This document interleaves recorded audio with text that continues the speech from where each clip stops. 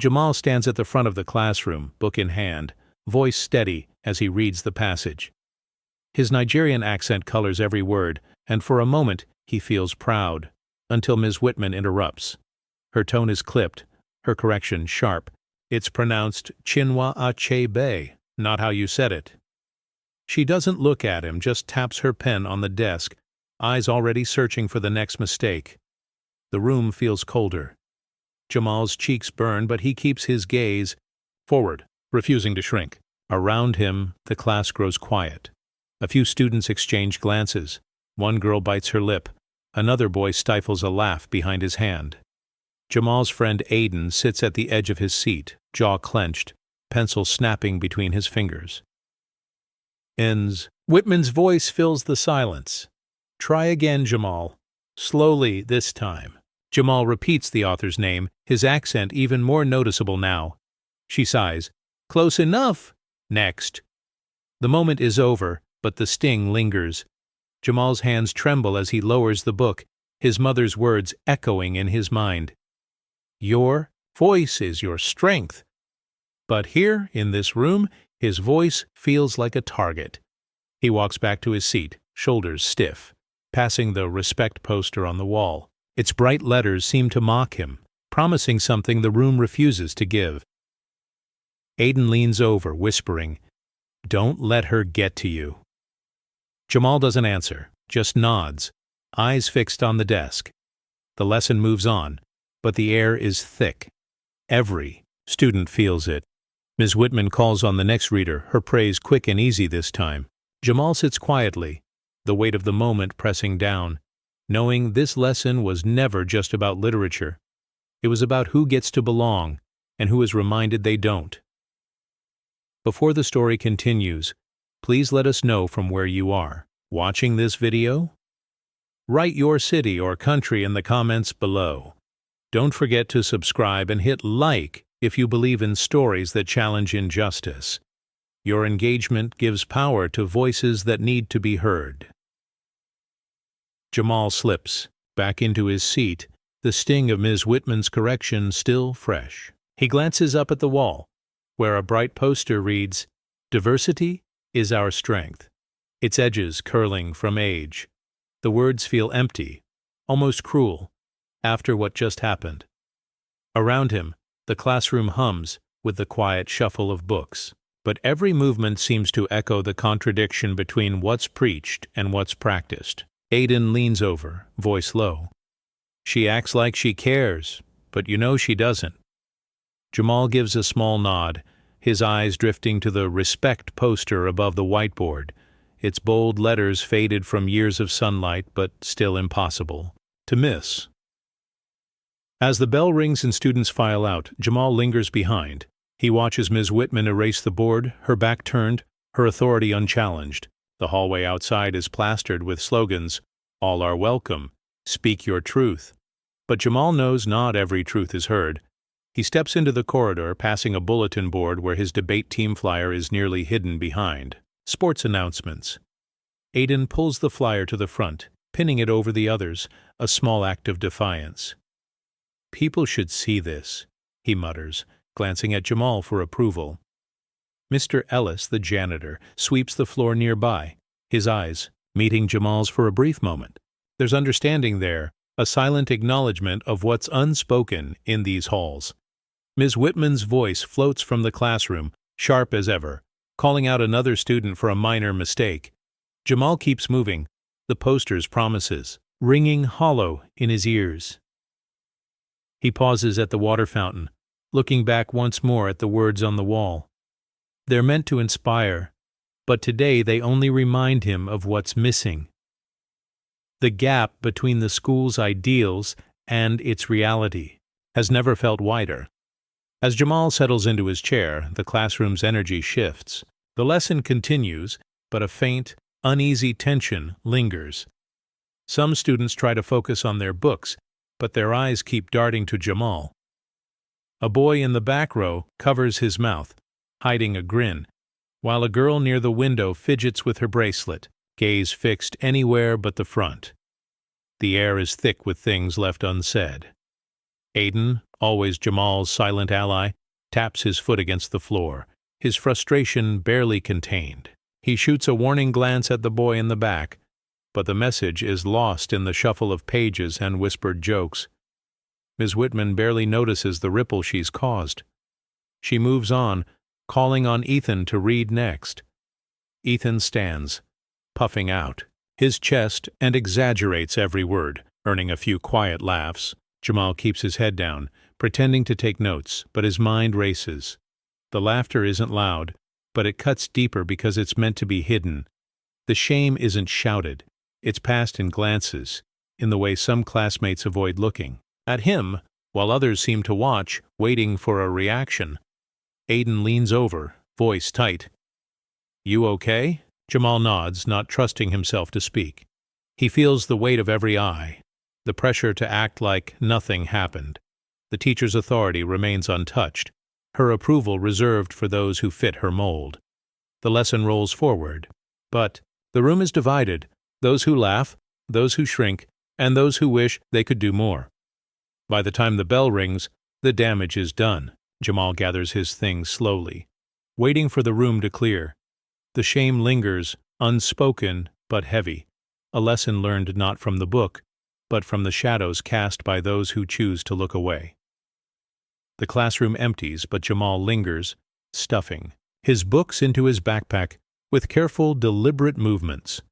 Ms. Whitman stands at her desk, stacking papers, her expression unreadable. As Jamal walks past, she doesn't look up, but her words land with the force of a slap. "This isn't Lagos. This is America. Learn to speak like it." Her voice is low, meant only for him, but the sting is sharp and unmistakable. Jamal freezes. For a moment, his back to the class, shoulders tense. He wants to respond, to defend the way his parents taught him to speak, but the words catch in his throat. Instead, he presses his lips together and keeps moving, refusing to let her see the hurt. Outside the door, the hallway noise feels distant, muffled by the echo of her comment.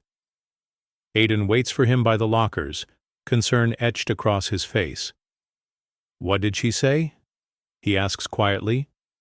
Jamal just shakes his head, unwilling to repeat it. The weight of Ms. Whitman's words settles deep, heavier than any grade or red mark on a paper. He thinks of his mother's laughter, his father's stories, the music of their voices at home. Here, those sounds are treated as mistakes to be corrected, not strengths to be celebrated. As they walk down the hall, Jamal's silence says more than any outburst could. Aiden gives his shoulder a gentle squeeze, offering support without pressing for details. The world outside the classroom keeps moving, but for Jamal, something fundamental has shifted. He knows now that the lesson wasn't just about pronunciation or literature. It was about belonging, about who gets to define what's right. He glances back once, catching sight of Ms. Whitman through the window, already focused on her next task. For Jamal, the wound is fresh, but so is the resolve not to let her words define him. Aiden leans close, voice low, almost a breath. "Don't let her get to you." Jamal's eyes flicker, burning with quiet fire. He nods, swallowing the sting, the weight of the day pressing down, but not breaking him. The hallway noise fades, replaced by the steady thump of his heartbeat. Around them, students shuffle past, unaware or unwilling to see the small moment of defiance. Jamal's fingers tighten around his backpack strap. The words from home echo softly, his mother's steady encouragement, his father's pride. This isn't just about school. It's about identity, about holding on to who he is when the world tries to rewrite him. Aiden's hand briefly touches Jamal's shoulder, a silent promise of solidarity. No grand speeches, no loud protests, just a quiet strength shared between friends. The bell rings, sharp and final. Jamal exhales slowly, the resolve settling deep. He won't be defined by someone else's narrow view. His voice, his story will rise, not with noise, but with unshakable dignity. The weight of the day lingers, but Jamal's spirit holds firm. Each step echoes a quiet rebellion, a refusal to be diminished. Around him, the school's walls seem less imposing, the air lighter with possibility. Aiden's presence is a shield, a reminder that he's not alone. In the distance, the murmur of other students blends with the soft hum of fluorescent lights. The posters, once hollow, begin to feel like promises waiting to be fulfilled. Jamal's breath Evans, his heart steadying. This moment, small and unassuming, marks the start of something larger. No shouting, no grand gestures, just two friends standing firm in a world that often demands silence. The spark has been lit, and it won't go out. As they walk down the hall, the posters on the walls seem less like empty words. Maybe, just maybe, change starts with whispers like this. Jamal's steady gaze forward, the hallway stretching wide with possibility. Evening settles over the small apartment, the kitchen filled with the scent of simmering stew and the gentle clatter of dishes. Jamal sits at the table, homework spread out, shoulders tense from the day's weight. His mother moves quietly behind. Her presence a steady comfort. She sets a bowl beside him and gently places her hands on his shoulders, grounding him in the warmth of home. She doesn't ask about school. Not yet. Instead, she smooths the edges of his essay, scanning the lines he's written. Her accent is soft, familiar, every word a gentle reminder of where they come from. Your voice is your power, Jamal. Don't let anyone make you small. Her words settle deep, stronger than any lesson from a textbook. Jamal looks up, meeting her eyes. There's no judgment, only pride and understanding. His father, reading the newspaper nearby, folds the page and nods in agreement. We brought our stories with us. You carry them every time you speak. The kitchen feels safe, a world apart from the classroom's scrutiny. Jamal's mother sits beside him reading his essay aloud, her own accent coloring the words. She smiles, squeezing his hand. You wrote this well. You sound like us. That's something to hold on to. Jamal's chest loosens, the tension fading as he listens. The harshness of Ms. Whitman's voice is replaced by the music of his family's encouragement. As the evening stretches on, laughter drifts from the kitchen, stories are shared, and Jamal's confidence is quietly rebuilt. The lesson here is clear.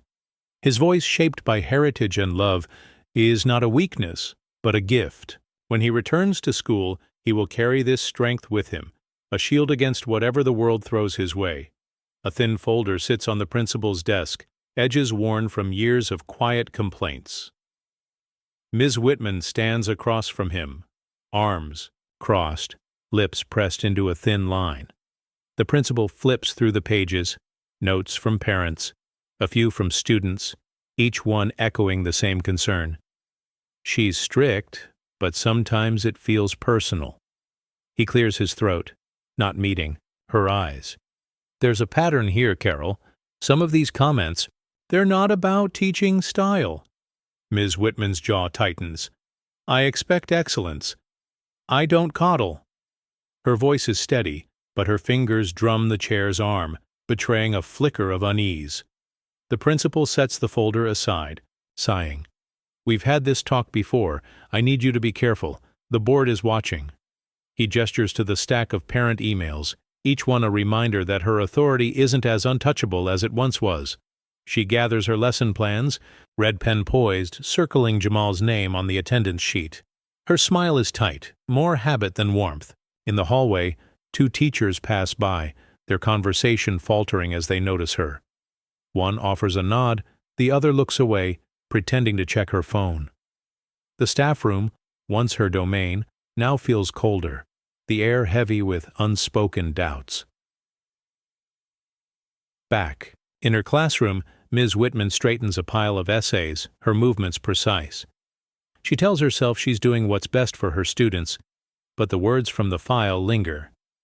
Harsh, biased, unfair. She closes the folder, locking it in her drawer. The routine continues, but something has shifted. The system that once protected her now feels less certain, the walls of her authority beginning to thin. The classroom is quiet except for the rustle of papers and the soft tapping of a pencil. Jamal raises his hand eagerly, eyes bright with hope. Ms. Whitman's gaze slid past him, her lips pressed tight. "Ethan, you're next," she says without looking. Jamal's hand falls slowly to his desk. The empty podium waits, a silent reminder of the opportunity denied. Ethan steps forward, his voice loud and exaggerated as he mocks the text. A few students chuckle quietly, the laughter a sharp contrast to Jamal's sinking heart. Aiden's jaw tightens, his fingers curling into a fist beneath the desk. Jamal watches the cracks in the ceiling, counting them as if they might hold the weight of his disappointment. Ms. Whitman smiles approvingly at Ethan, then glances briefly at Jamal, her expression unreadable. The clock ticks steadily, each second stretching longer than the last. The lesson moves on, but Jamal's mind is elsewhere, replaying the moment he was passed over. The empty podium is more than a piece of furniture. It's a symbol of the barriers he faces every day. A girl near the window twists her bracelet nervously, avoiding eye contact.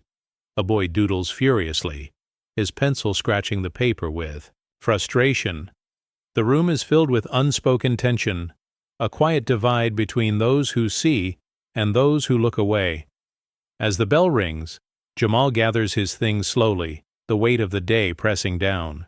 The classroom empties, but the silence lingers, a lesson learned not from the book, but from the spaces left empty. The staff lounge is unusually quiet, the hum of the vending machine the only sound. On the table, a folded letter sits next to a battered thermos. Mr. Ellis, the janitor, has written his goodbye in careful looping script. 30 years, it begins, and I'm still waiting for a day when I'm not invisible.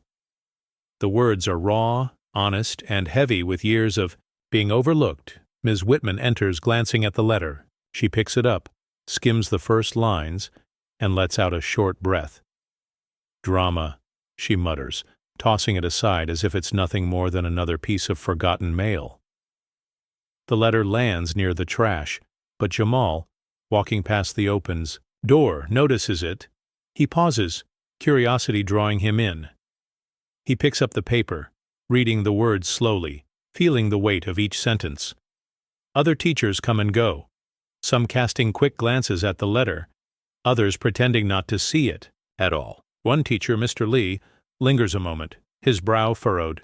He nods at Jamal, a silent acknowledgement of the truth in the words. The staff lounge, usually filled with idle chatter, feels colder, the air thick with what's left unsaid. Jamal folds the letter carefully, slipping it into his backpack. He carries it with him through the halls, the story of Mr. Ellis echoing his own experiences. The letter becomes a quiet rallying cry, a reminder that being unseen is its own kind of wound. As the day ends, the staff lounge empties. The letter remains, its message lingering in the silence. For those willing to read it, the truth is impossible to ignore. For the rest, it's just another piece of paper left behind. The hallway glows under harsh fluorescent lights, shadows stretching along the tiled floor. Mr. Lee stands outside Ms. Whitman's classroom, his hand hovering in hesitation before he finally knocks. The sound is soft, almost uncertain, but inside the room only the shuffle of papers answers him. He waits, breath steady, but hope slowly seeping away. A student walks by, pausing just long enough to offer Mr. Lee a small nod, a gesture of encouragement that goes unspoken. Mr. Lee exhales, knocking again, gentler this time, as if he's already expecting to be turned away. Still, there's no answer. He leans closer, pressing his ear to the door. Through the wood, he hears Ms. Whitman's voice, clipped and dismissive, her tone making it clear she's not interested in conversation. He tries once more, his voice barely above a whisper. Jamal needs support. The words hang in the air, unanswered. The door stays closed, the silence on the other side more powerful than any refusal. Mr. Lee steps back, shoulders sagging, the weight of disappointment settling over him. Down the hall, Jamal watches, hope flickering in his eyes. He sees Mr. Lee's quiet defeat and feels the sting of another opportunity slipping away. Aiden appears at Jamal's side, offering a reassuring smile, his presence a silent promise that not everyone has given up. Jamal's eyes meet Mr. Lee's. For a brief moment, a silent exchange of understanding and resilience passing between them. The bell rings, its sharp sound breaking the heavy tension in the corridor. Mr. Lee turns, walking away, his figure quickly swallowed by the long hallway. Jamal stands a little straighter, resolves hardening. The door may have closed on this chance, but the fight for change is far from finished. The hallway buzzes with the usual chaos between classes. Lockers slamming, sneakers squeaking, voices bouncing off the walls. Jamal moves through the crowd, head high, but his steps slow as a group of boys blocks his path. One of them, taller and grinning, leans in close. "Why do you talk like that?" he says, drawing out the words, mimicking Jamal's accent with exaggerated syllables. A ripple of laughter follows. Jamal's hand tightens around the strap of his backpack. He looks at the floor, jaw clenched, fighting the urge to disappear. The taunt hangs in the air, drawing a few more snickers from students passing by. A girl nearby glances over, her expression uneasy, but she quickly looks away, pretending not to notice. Aiden steps forward, planting himself between Jamal and the group. His voice is low, but steady. "Leave him alone." The laughter falters, the boys exchanging uncertain glances. The tallest one shrugs, trying to play it cool, but the moment is already slipping away.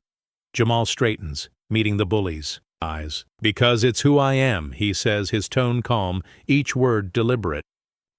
The group shifts, suddenly less sure of themselves. One boy mutters something under his breath and nudges his friend to move on. The crowd thins as the bell rings, students scattering to their next classes. The tension fades, replaced by a quiet sense of victory.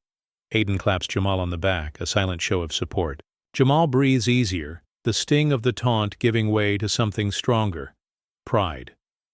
As they walk away, the hallway feels different, the echoes of mockery replaced by the steady rhythm of their footsteps.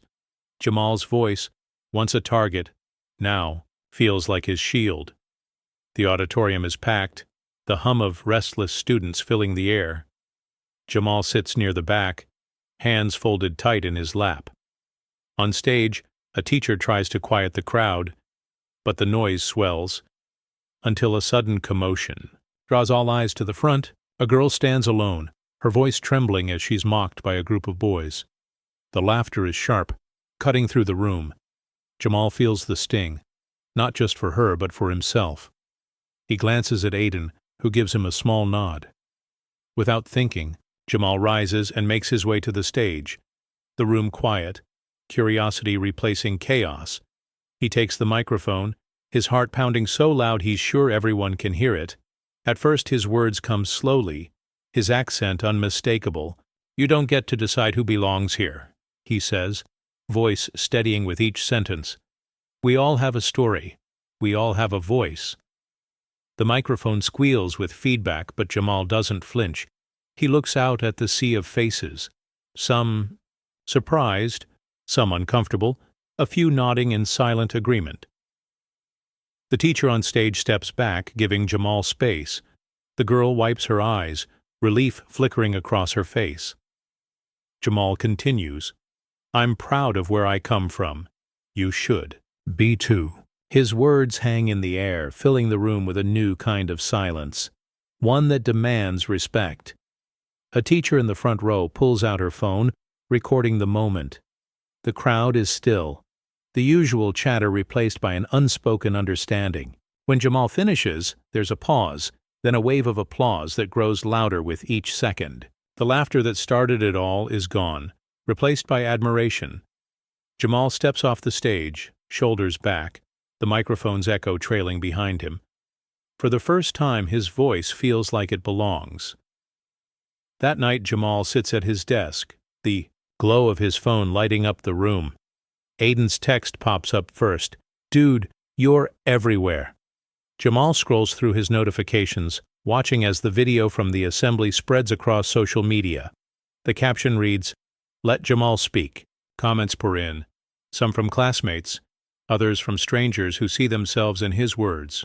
"This happened to me." "Proud of you." "Wish I'd spoken up." Jamal's hands tremble as he watches the view count climb.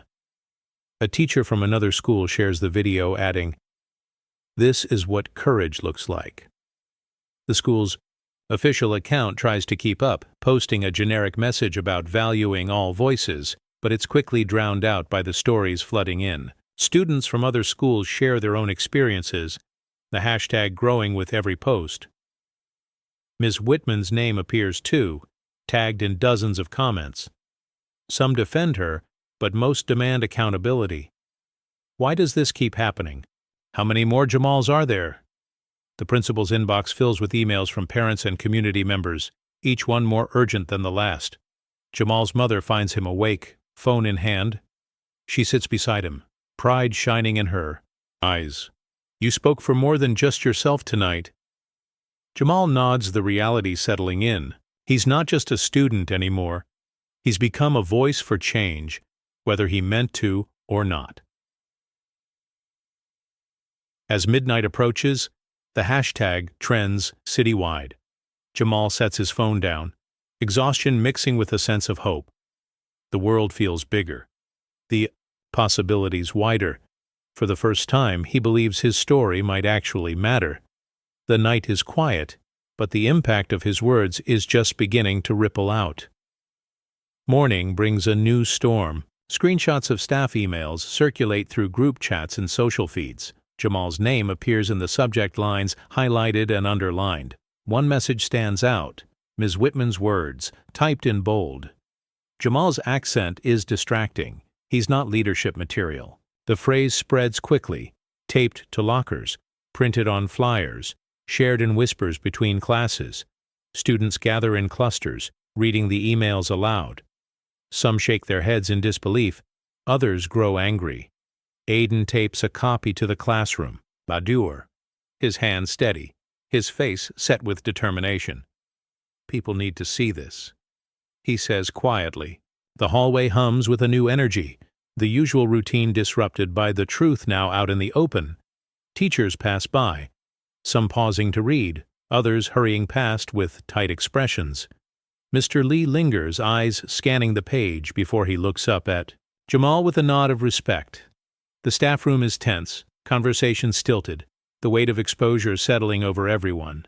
Ms. Whitman arrives, her steps hesitant for the first time, her gaze avoiding the students who watch her every move.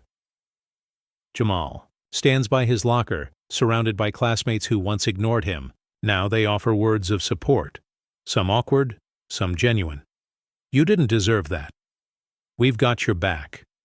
The power dynamic has shifted. Ms. Whitman's authority no longer feels absolute. As the day goes on, the emails become a rallying point. Students organize a meeting after school, demanding answers from the administration. The phrase, "not leadership material," is repeated. But now it's a badge of honor, a symbol of the fight for dignity. Jamal's voice, once dismissed, is now at the center of a movement that refuses to be silenced. The principal's office is dim, the blinds drawn tight against the afternoon sun. Jamal's mother stands firm, a folder of printed emails clutched in her hands. "This has gone on too long," she says, voice steady but edged with frustration. Across the desk, the principal shifts uncomfortably, avoiding her gaze.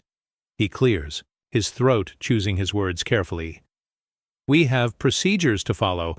Due process is important." Her eyes narrow. Due process means nothing if it protects bias. She slams the folder down, the sound sharp in the quiet room. "My son deserves respect. He deserves to be heard." The principal glances at the stack of papers on his desk. Complaints, notes, warnings. He rubs his forehead, the weight of the situation pressing down. Outside the office, the hallways bustle with students, unaware of the tension behind closed doors. Jamal waits in the corridor, hands clenched at his sides. He hears muffled voices, the low hum of negotiation and evasion. Aiden stands beside him, silent but supportive. Inside, the principal finally nods, voice softer. "We will investigate. I promise you that." The words hang in the air, tentative but hopeful. Jamal's mother exhales slowly, a flicker of relief breaking through the frustration. She stands, gathering her things with quiet determination. As she leaves, the door closes behind her with a definitive click. The sound echoes down the empty hallway, a signal that change is possible, but the road ahead remains uncertain. Jamal looks toward the classroom doors, the fight far from over, but the first cracks in the system have begun to show. After school, the halls are quieter, the usual rush replaced by a lingering tension. Jamal stands by his locker, lost in thought, when Ms. Patel approaches with a gentle smile. She holds a stack of debate flyers, her eyes kind but serious. "Jamal, can I talk to you for a minute?" He nods, following her down the hall to her classroom. Inside, sunlight streams through the windows, casting long shadows across the desks. Ms. Patel sets the flyers down and turns to face him. "I saw what you did at the assembly. That took courage." Jamal shifts, unsure how to respond. She continues, "We need voices like yours on the debate team, not just for winning trophies but for changing minds." Jamal hesitates, the memory of Ms. Whitman's words still fresh. "What if they don't want me?" Ms. Patel shakes her head, her tone unwavering. "You have something to say. That's what matters. The rest will follow." She hands him a flyer, her gesture firm but encouraging. "You belong here, Jamal. Don't let anyone tell you otherwise." Aiden slips into the room, catching the end of the conversation. He grins, nudging Jamal. "Told you. You're a natural." Jamal manages a small smile, the weight on his shoulders lifting just a little. Ms. Patel's confidence is contagious, her belief in him a lifeline when he needs it most. As they leave the classroom, Jamal tucks the flyer into his backpack, hope flickering in his chest. The hallway feels different now, the doors to new possibilities opening wider than before. Ms. Patel watches them go, her quiet support a promise that Jamal won't have to fight alone. For the first time, he believes he might actually have a place where his voice matters. The evening air is thick with anticipation as Jamal's mother strides into the school board meeting, heels clicking sharply against the polished floor. She carries a folder, evidence, emails, and her son's essay, gripped tight in one hand. The room is crowded, parents and teachers murmuring in low voices, but her presence commands attention. As she approaches the podium, the board members straighten in their seats, sensing the gravity she brings. She begins, voice clear and unwavering. "My son is not a problem to be managed. He is a young man with a future, and he deserves better than what this school has given him." Her words cut through the usual formalities, silencing the side conversations. She holds up the folder, displaying the printed emails and complaints for all to see. This is not just about Jamal, it's about every child who has been told they don't belong. A flash from a reporter's camera punctuates her speech. Some parents nod in agreement, while others shift uneasily, realizing the scope of what's at stake. Ms. Whitman's seat remains empty, her absence speaking volumes. The superintendent glances at the board, discomfort flickering across his face. One member clears her throat, then quietly says, "We hear you." Jamal sits in the back, Aiden beside him, watching his mother stand her ground. Pride and hope mingle in his chest. The board president finally speaks, voice measured but resolute. "We will launch a full investigation, effective immediately." The gavel bangs, the sound echoing through the room, sealing the moment. As the meeting adjourns, Jamal's mother walks back down the aisle, head high, determined in every step. The crowd parts for her, the path to change now open. For Jamal and so many others, the fight is far from over, but tonight, the system has been forced to listen. Backstage at the state debate championship, Jamal stands alone, the low hum of the audience seeping through the curtain. His note cards tremble slightly in his hands, each line memorized but suddenly distant. He closes his eyes, recalling his father's words from the kitchen table. "Your voice is your weapon." The memory steadies him, but nerves still flicker. In his chest, Aiden appears at his side, offering a reassuring squeeze on the shoulder. "You've got this. Remember what you said at the assembly? That was real." Jamal nods, drawing a slow breath. The muffled applause for the previous speaker fades, replaced by the sharp click of the stage manager's clipboard and the call of his name. Jamal's heart pounds, but he steps forward, shoes polished bright, a quiet nod to his mother's faith in him. He waits in the wings, listening to the moderator introduce him. The lights on stage cast long shadows, stretching across the floor like the doubts he's carried all year. Jamal glances down at his note cards one last time, then tucks them into his jacket pocket. He straightens his tie, stands tall, and meets Aiden's eyes. "No matter what happens, I'm saying it my way," he whispers. Aiden grins, giving a thumbs up as Jamal steps into the spotlight. The stage is wide, the audience a blur of faces and anticipation. Jamal's breath catches, but he forces himself to begin, voice clear and strong. The first words ring out, his accent unmistakable, his story his own.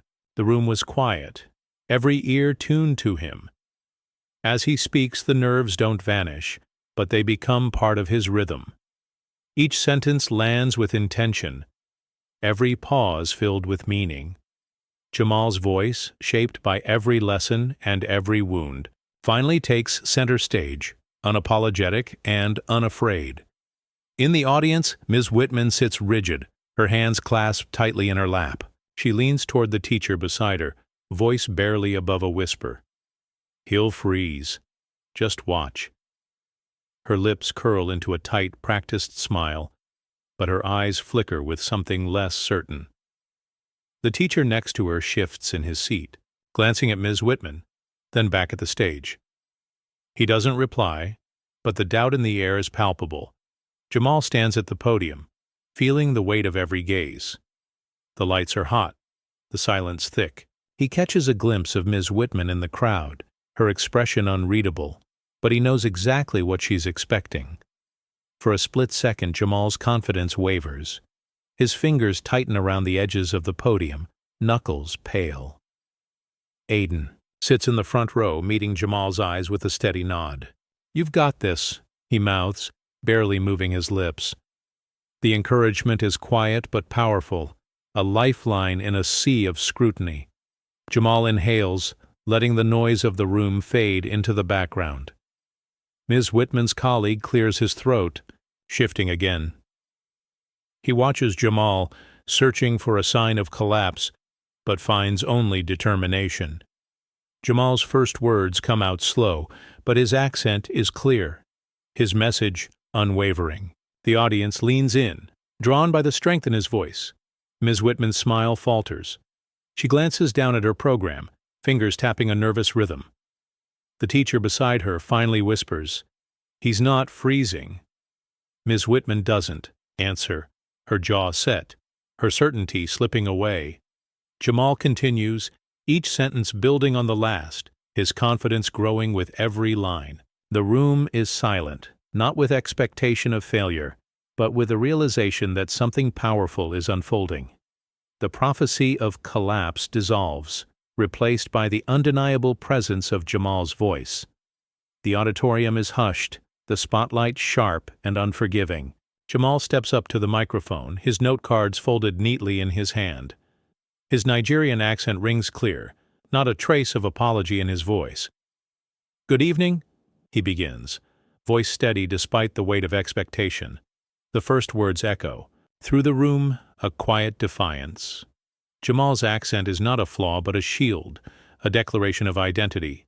The judges lean forward, the audience stills. Ms. Whitman's pen hovers, then falls silent. The microphone hums softly, a subtle reminder of the power in his voice.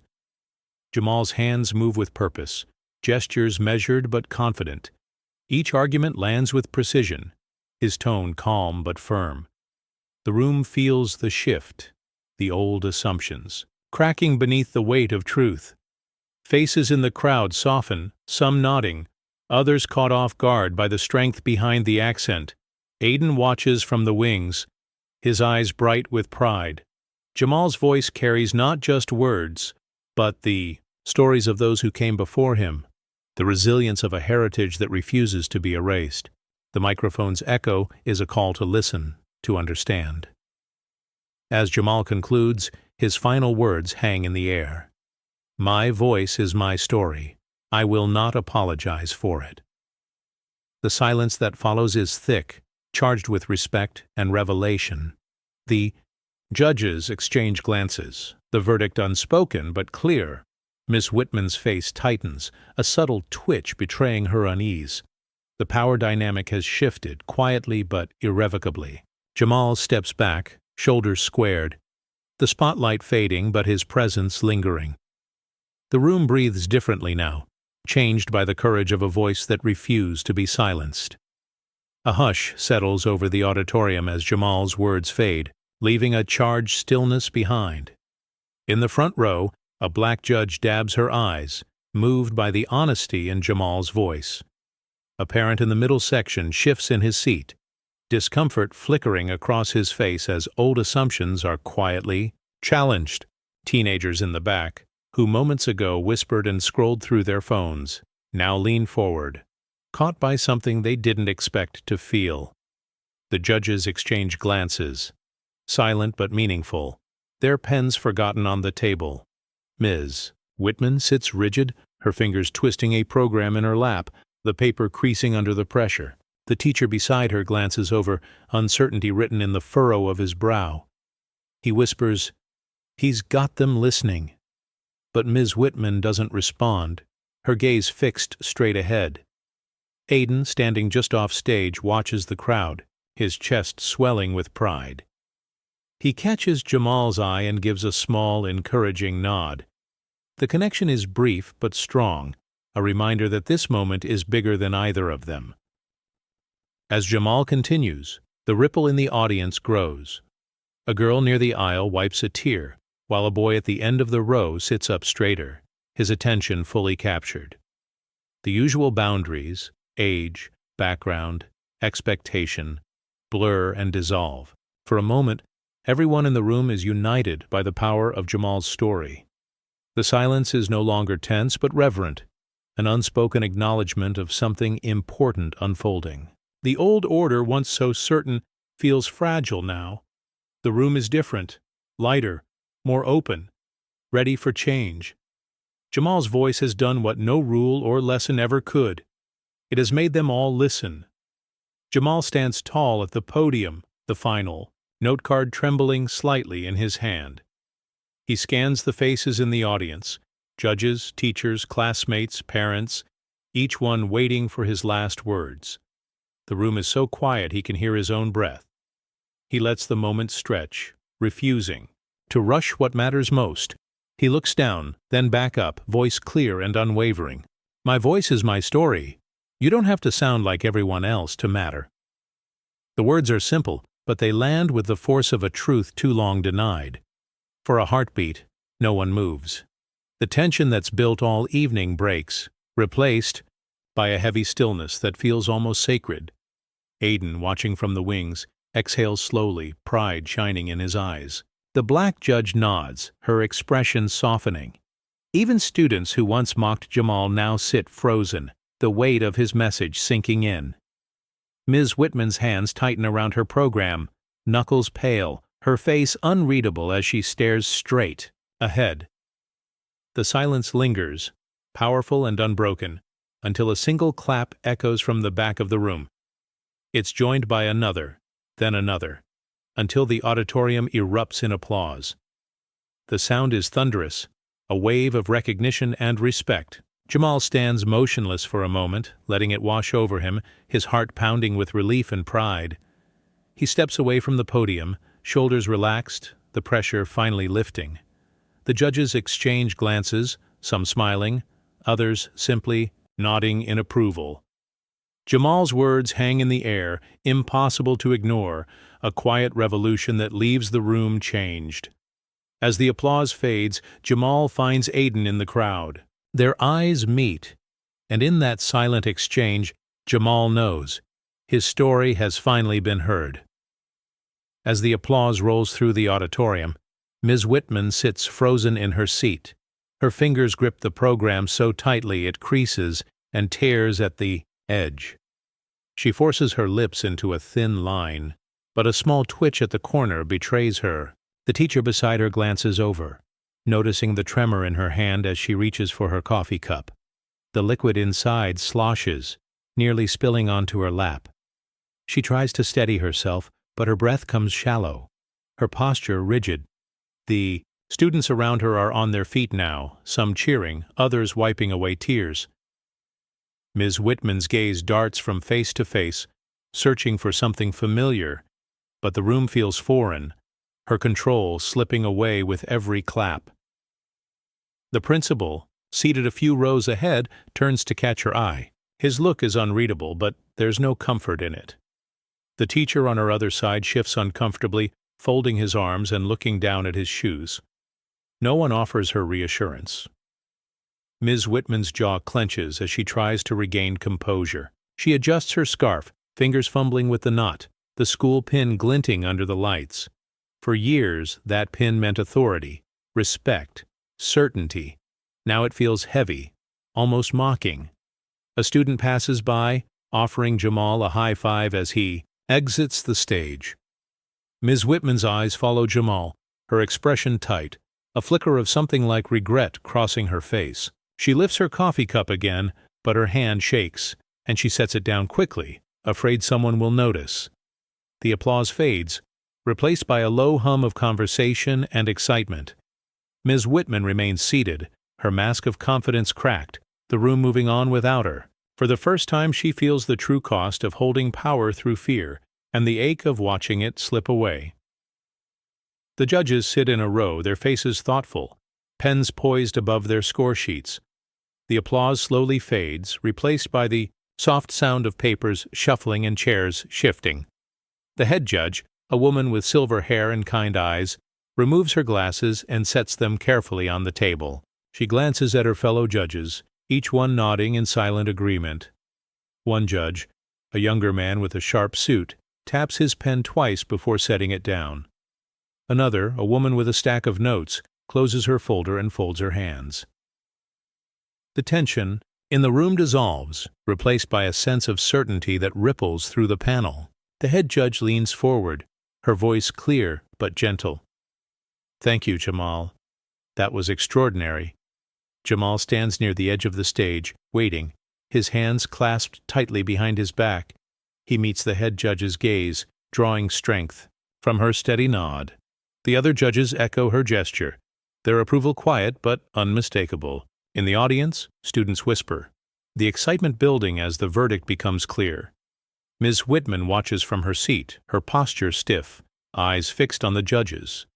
The teacher beside her sighs, relief and admiration mingling in his expression. For a moment, the entire auditorium seems to hold its breath, waiting for the final word.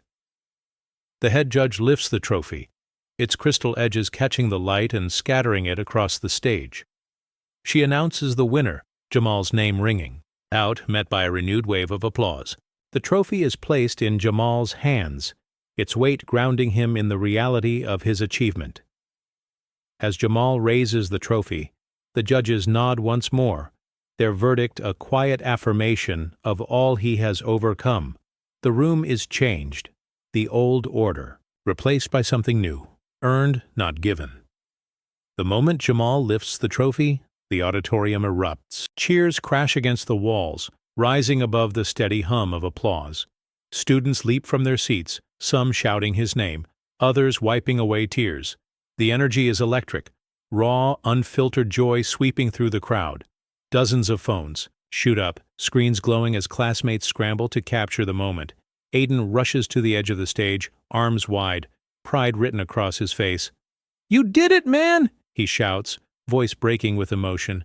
Jamal grins, the weight of the trophy grounding him, every doubt from the past year dissolving in the flood of celebration. The judges exchange satisfied glances, their earlier restraint replaced by genuine smiles. Parents in the audience hug their children, some whispering, "Remember this." Teachers, some beaming, some blinking back surprise, join in the applause. Even those who once doubted Jamal find themselves swept up in the wave of admiration. The principal stands, clapping slowly at first, Then with growing conviction, as the room's excitement becomes impossible to resist.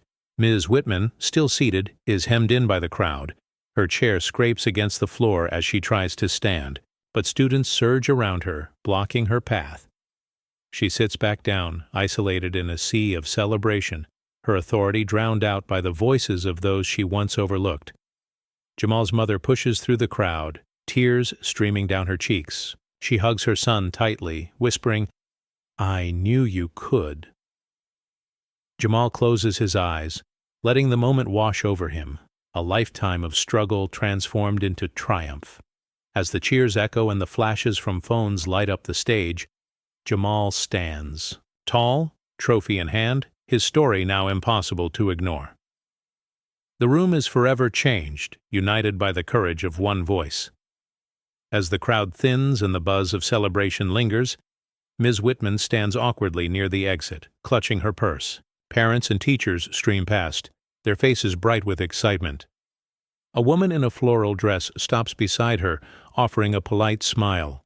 "You must be proud, Ms. Whitman. He was your student, wasn't he?" Ms. Whitman forces a laugh, brittle and brief. "Of course. He worked hard." Her voice is flat, the words practiced but empty. The parent nods, distracted by the commotion, and moves on. Ms. Whitman's eyes drift to the stage, where Jamal is surrounded by classmates and well-wishers. His laughter rings out, genuine and free, filling the space she once controlled. A teacher from the English department approaches, hesitating before speaking. "He really surprised us all tonight." Ms. Whitman manages a tight smile, her fingers twisting the strap of her purse. "Yes, well, sometimes students rise to the occasion." The teacher offers a sympathetic nod, sensing the strain, and quickly excuses herself. Ms. Whitman glances at her reflection in the polished trophy case, the image warped and small. She watches as Jamal's mother hugs him, their joy a sharp contrast to her own isolation. The principal passes by, pausing just long enough to say, "Good work this year, Carol," before turning his attention to the celebration. The applause has faded, but the echoes remain. Ms. Whitman stands alone, surrounded by reminders of a night that didn't belong to her. The praise feels hollow, each compliment a reminder of the distance between her and the moment. She lingers for a moment, longer, then slips out the side door, unnoticed and unmissed, her legacy overshadowed by the student she tried to silence. The celebration fades behind her as Ms. Whitman slips into the empty hallway, the distant cheers muffled by thick walls. Her steps echo on the polished floor, each one heavier than the last. She passes a row of lockers, the fluorescent lights above casting long, lonely shadows. The diversity poster she hung years ago peels at the corners, its message now a quiet accusation. Her heels click down the corridor, the sound sharp in the silence. She pauses at her classroom door, fingers tracing the nameplate she once polished with pride. Inside, the desks are neatly arranged, but the room feels hollow, stripped of the authority she once wielded. She lingers, remembering lessons taught with certainty, lessons now questioned by the very students she tried to shape. Ms. Whitman continues toward the exit, her grip tightening on her purse. A janitor nods as she passes, but she can't meet his eyes.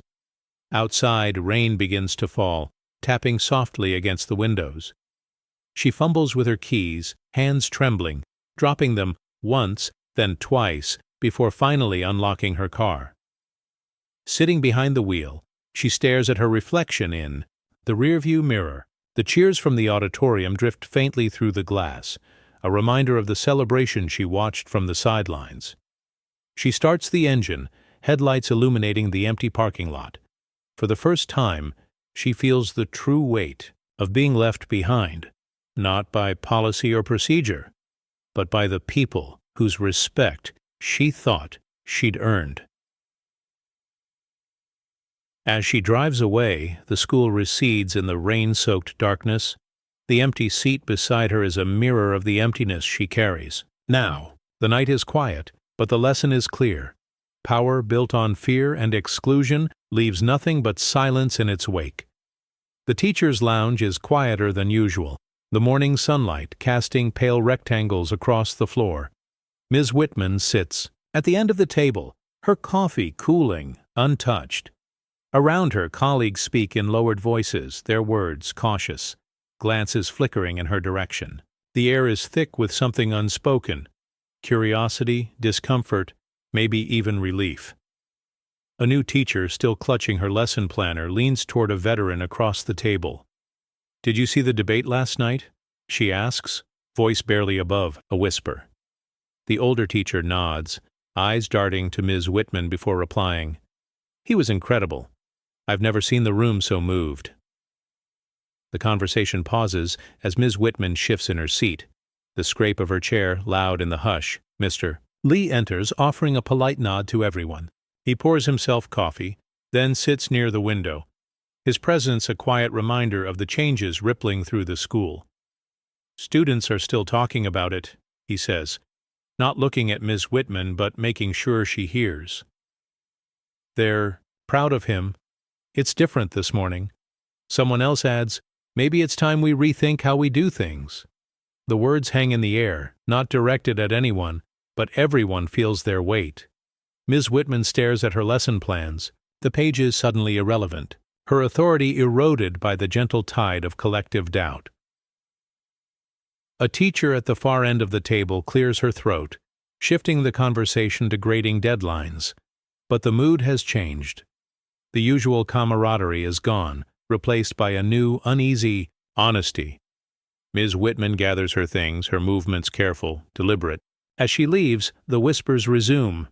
A legacy once taken for granted, now quietly questioned. Her place in the school no longer certain. Ms. Whitman sits alone at her desk, the classroom empty except for the faint hum of the overhead lights. She flips through a stack of lesson plans, pages yellowed at the edges, notes scribbled in the margins from years of repetition. Each unit once felt important, her way of shaping minds, commanding respect. Now the words seem distant, the lessons hollow. Outside the door, laughter drifts in from the hallway. Students pass by, their conversations lively, their faces turned toward something new. Jamal's championship photo hangs in the main corridor, his smile a quiet challenge to the old order. Ms. Whitman glances up, catching her own reflection. In the window, tired, uncertain, a shadow of the authority she once wielded.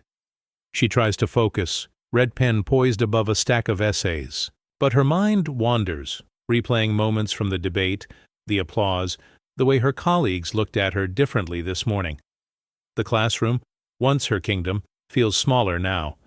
The posters on the wall, respect, excellence, diversity, seem to question her more than inspire her.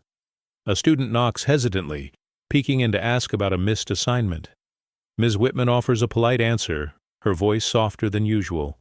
The student thanks her and leaves quickly, eager to rejoin the world outside.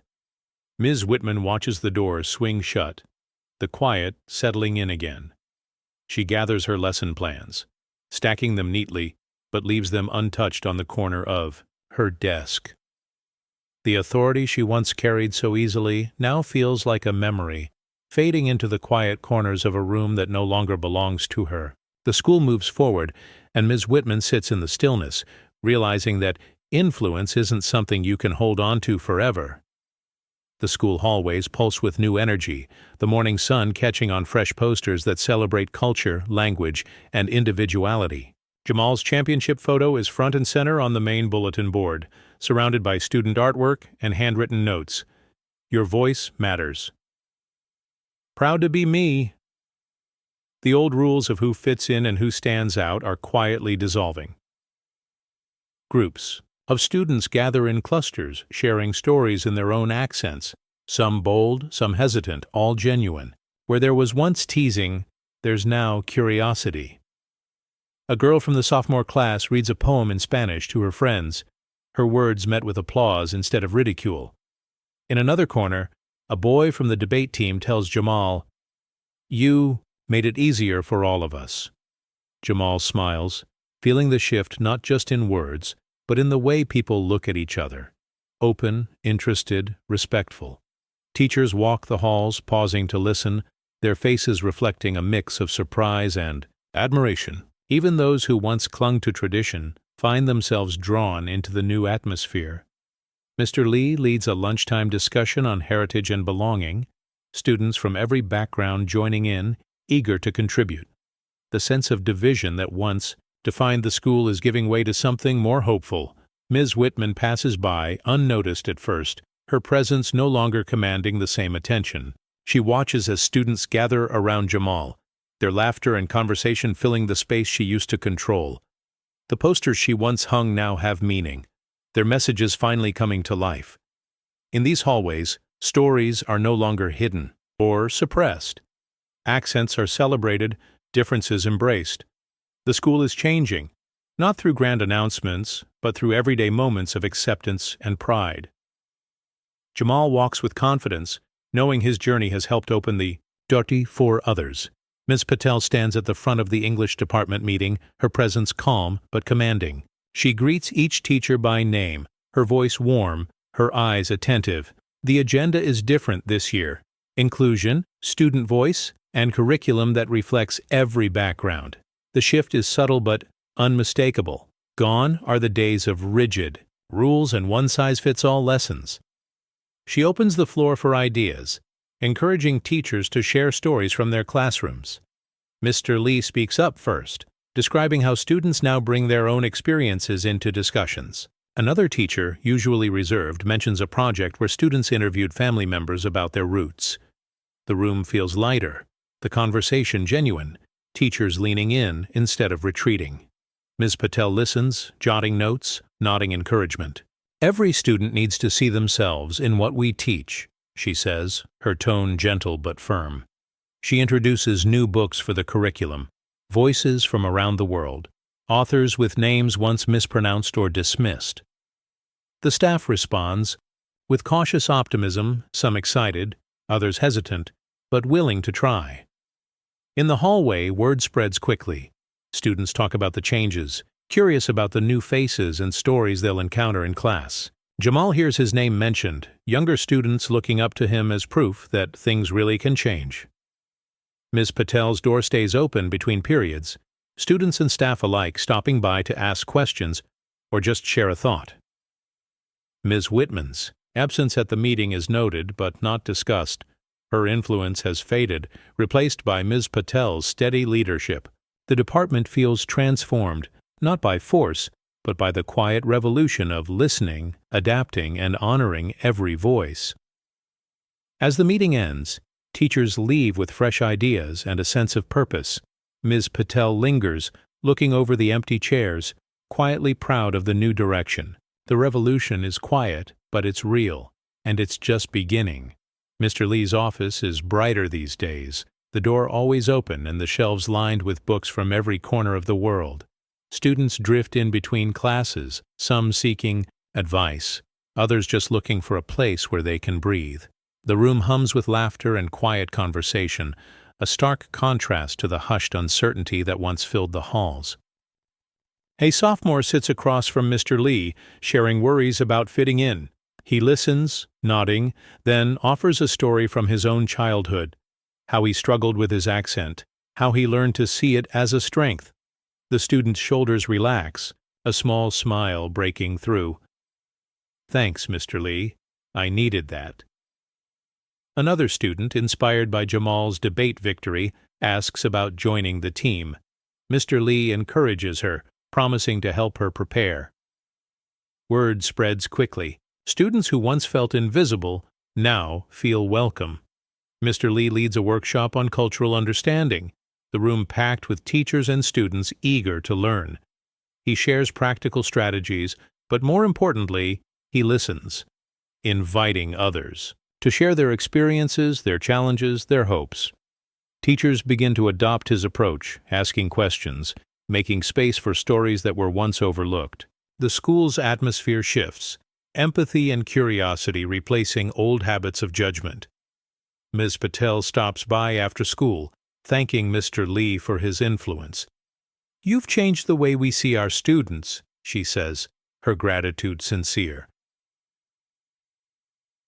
Even Jamal, now a role model, seeks out Mr. Lee for advice on mentoring younger students. Their conversations are easy, filled with mutual respect and understanding. The guidance counselor who once worked in the background is now at the heart of the school's transformation. Mr. Lee's support, once offered quietly in the shadows, now shines in the open, proof that real change often starts with one person willing to listen. The apartment is filled with the aroma of simmering stew and the gentle clatter of dishes as Jamal walks through the door, debate trophy in hand. His mother looks up from the stove, eyes shining with pride. She sets her spoon aside and opens her arms, drawing Jamal into a tight embrace. For a moment, all the noise and tension of school fade away, replaced by the warmth of home. Jamal's father appears in the doorway, a rare smile lighting his face. He claps Jamal on the back, nodding approval. "You did well, son," he says softly, his voice thick with emotion. Jamal's mother holds him at arm's length, studying his face. "Your voice is your gift," she whispers, her words gentle but powerful. "Never let anyone take that from you." They gather around the kitchen table, the trophy gleaming between, bowls of food and stacks of homework. Jamal recounts the events of the day, the nerves backstage, the moment the crowd erupted, the way his words finally landed. His parents listen, hanging on every detail, their pride unmistakable. After dinner, Jamal's mother reads his essay aloud, her accent coloring each word with love and history. She smiles, squeezing his hand. "You sound like us. That is something to cherish." Jamal feels the last traces of doubt melt away, replaced by a quiet confidence that only family can give. The evening is filled with laughter and stories, the apartment alive with celebration. Jamal's victory is not just his own. It belongs to his family, to their journey, to every sacrifice and lesson shared around this table. As he heads to bed, Jamal glances at the trophy one more time, knowing that this moment, this embrace, is the true reward. The school corridors buzz with the usual morning rush, but something feels different. Jamal moves through the halls with a steady stride, his head held high. Students who once ignored or whispered about him now offer nods and smiles. A group of younger kids huddles near the lockers, pointing at the photo of Jamal's debate win displayed prominently on the bulletin board. Their eyes sparkle with admiration, a silent acknowledgement of his journey. Teachers greet Jamal with genuine warmth. One stops him to say, "Great job on the debate. You made us all proud." Another offers a rare smile, her tone softer than before. Even those who once seemed distant now approach with tentative respect. Jamal returns their gestures with quiet confidence, no longer shrinking into the background. Aiden walks beside him, joking lightly, breaking the tension with easy laughter. The two friends share a glance, a mutual understanding passing between them. The power dynamics have shifted. Jamal is no longer just the boy with the accent. He's a leader, a symbol of change. In the cafeteria, students gather around Jamal, asking about his experience, eager to learn from him. He answers thoughtfully, his voice steady, the weight of his story transforming into inspiration. The atmosphere is charged with possibility, the old barriers breaking down one conversation at a time. As Jamal navigates the hallways, the school feels less like a battleground and more like a community. His confidence is a beacon, lighting the way for others to find their voices. The journey is far from over, but today, dignity walks these halls with him. The school board meeting room buzzes with quiet anticipation as administrators, teachers, and parents gather. The superintendent stands at the podium, presenting new policies aimed at combating bias and promoting inclusion. The room listens intently as he outlines mandatory anti-bias training for staff, revisions to the curriculum to include diverse voices, and initiatives to support students from all backgrounds. Teachers exchange glances, some nodding in approval, others hesitant but willing to adapt. Mr. Lee sits near the front, his expression hopeful. He knows these changes are long overdue, a step toward healing the wounds left by years of neglect. Jamal's name is mentioned as an example of the positive impact of embracing diversity, inspiring many in the room. Parents applaud the commitment to change, their voices rising in support. Jamal's mother watches from the back, pride shining in her eyes. She knows this is more than policy. It's a promise that future students won't face the same barriers. The room feels charged with possibility, a collective determination to do better. Outside, students gather, sharing news of the changes. More students of color sign up for debate and other activities, encouraged by Jamal's example in the school's new direction. The system, once rigid and resistant, begins to bend toward justice, one policy at a time. As the meeting adjourns, the school feels different, hopeful, open, ready to embrace every voice. The path ahead is long, but the first steps have been taken. Jamal's journey has sparked a movement, proving that change starts not just with words, but with action.